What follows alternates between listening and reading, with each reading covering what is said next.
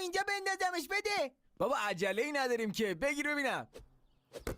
ایول گرفتمش. ایول بزنش، بزن تمومش کن، تموم بشه این داستان. های به که شلیک کنم، به این شلیک کنم، همین بود من چیزش کنم. آروم آروم آروم یا آروم خدا آروم مرگم بده. آروم. مگه خودت نگفتی شلیک کنم؟ خب مگه همین پیزوری نبودش؟ بگو. نه داری اشتباه فکر میکنی، اصلا از همچین چیزی نیست. آروم باش آروم. شما دوتا بچه ها به من گفتین این کارو کنم، الان میگین نکنم. اصلا میدونین کاری که الان تو ذهنم داره مرور میشه اینه که جفتتون رو توی یک راستا، توی خط با هم جرتون بدم.